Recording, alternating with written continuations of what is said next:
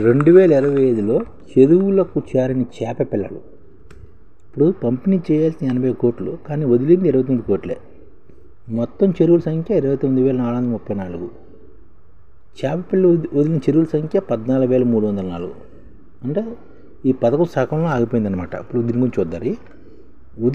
ఉచిత చేప పిల్లల పంపిణీకి ఆది నుంచి ఆటంకాలు ఎదురవుతున్నాయి. ఫలితంగా రాష్ట్ర వ్యాప్తంగా 29,434 చెరువులు ఉండగా 14,304 చెరువులను చేప పిల్లలను వదిలారు.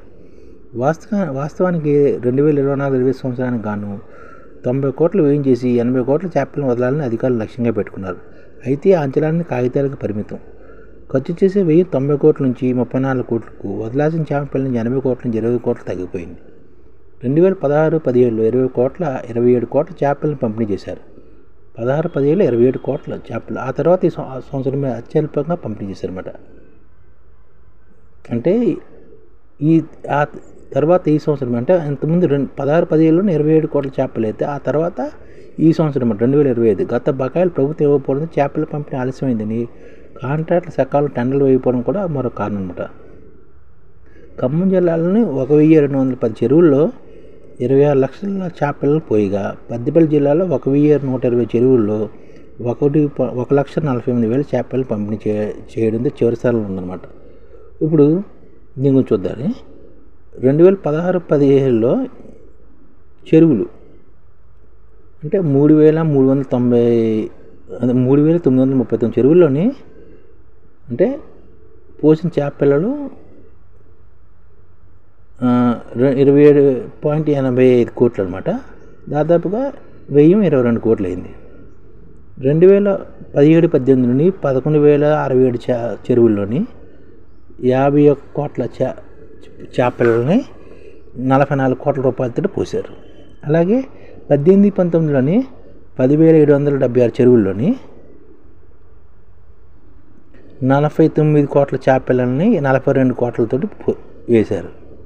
అలాగే 19-20లోని 15,715 చెరువుల్లోని 64 కోట్ల చేపలని 46 కోట్ల ఖర్చుతో వేశారు. అదే 2021లోని 18,335 చెరువుల్లోని 68 కోట్ల చేపలను వేశారు. అది 57 కోట్లు ఖర్చు అయింది దాదాపుగా. అలాగే 21-22లోని 23,263 చెరువుల్లోని 77 కోట్ల చేపలను వదిలారు. 77 కోట్లు ఖర్చు అయింది. అలాగే 22-23లోని 23,799 చెరువుల్లోని దాదాపుగా 77 కోట్ల చేపలని 62 కోట్లతో ఖర్చు పెట్టి వదిలారు అనమాట. అలాగే 23-24లోని 23,274 చెరువుల్లోని 76 కోట్ల అంటే 77 కోట్ల చేపలని 80 కోట్ల ఖర్చుతో వదిలారు. కానీ ఇప్పుడు 24-25లోని 14,304 చెరువుల్లోని 29 కోట్ల చేపలను వదిలారు. దాదాపుగా 35 కోట్లు ఖర్చు అవుతుంది దాదాపుగా. అంటే కాంట్రాక్ట్ చేపల పంపిణీకి మత్స్యకార సిబ్బంది సిద్ధమైన నిధులు సకాలం రాకపోవడం, కాంట్రాక్ట్ కొమ్మకపోవడం, టెండర్ల దాకా చేయలేదన్నమాట. ధరలు పెంచాలని గతంలో బకాయిలు చెల్లించాలని పట్టుబడ్డారు. 3 సార్లు టెండర్లు పిలిచిన కాంట్రాక్ట్ స్పందించలేదు. చివరికి అధికారులు కాంట్రాక్ట్తో పలు దఫాల చర్చలు జరిపితే కానీ సెప్టెంబర్ 3వ వారం తర్వాత ఉచిత చేపల పంపిణీ ప్రారంభమలేదు. ఏ ఒక్క సీజన్లోనూ లక్ష్యాన్ని చేరుకోలేదన్నమాట. తెలంగాణ చెరువులు, కుంటలు, రిజర్వాయర్లు ప్రాజెక్టులో 270 నుంచి 300 కోట్ల చేపలను వదలాలి. నిధుల కొరత గత ప్రభుత్వం 100 కోట్లు లక్ష్యంగా పెట్టుకున్నా పూర్తి స్థాయిలో పోయలేదు. ప్రస్తుతం కూడా అదే దారిలో నడుస్తుంది. 9 సీజన్లలో ఒకసారి కూడా చేపల పంపిణీ పూర్తి స్థాయిలో లక్ష్యాన్ని చేరుకోలేదు. ఇది మధ్యస్థాయి వైఫల్యమే. అంటే తెలంగాణ ప్రాజెక్టులోని చెరువుల్లోని, కుంటలు, రిజర్వాయర్లోని దాదాపు 300 కోట్ల చేపలను వదలవచ్చు. కానీ మనం వదులుతుంది 29 కోట్లే. అంటే 100 కోట్లను కనీసం వదలాలి, కానీ 100 కోట్లు కూడా జరగట్లేదు. మరి 2025లో ముందుగానే టెండర్లు పిలవాలి, కానీ గతంలో కాంట్రాక్ట్ ఇవ్వడం బకాయిలతో ముందుగానే చెల్లించాలి. అంటే ఇప్పుడు టెండర్లను పిలిచి కాంట్రాక్ట్కి ఇంతకుముందు బకాయిలను ముందుగా చెల్లించాలన్నమాట. చేపల వదలలో ఎలాంటి అక్రమాలు జరిగినా కాంట్రాక్ట్ బ్లాక్ చేస్తామని హెచ్చరించాలి. వదిలే చేపల్లో ఎలాంటి కల్తీ లేకుండా, లెక్కల్లో తేడా లేకుండా చూడాలి. ఇన్ని చేయాలి కానీ ఏమీ జరగట్లేదు అన్నమాట. కానీ 300 కోట్ల చేపలని 400 కోట్ల చేపలను వదిలే స్థానంలోని 29 కోట్లే వదులుతున్నారు అనమాట. అంటే మన చేపలను సంత ఎంత చేయాలో అన్నది మనం దీన్ని బట్టి లెక్కలు వేసుకోవచ్చు. అంటే 300 చేపలకి వదలవచ్చే స్థానంలోని 29 కోట్ల చేపలను వదిలాం. ఇది చాలా దౌర్భాగ్యమైన స్థితి అనమాట.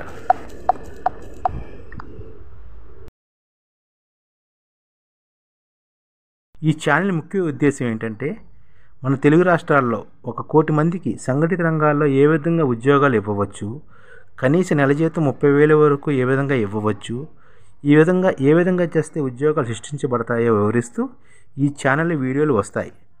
అలాంటి వీడియోలు మీకు కావాలంటే మన ఐడిఎఫ్ భాస్కర్ ఛానల్ని సబ్స్క్రైబ్ చేసుకోండి. ఐడిఎఫ్ అంటే ఇండియన్ డెవలప్మెంట్ ఫోర్స్.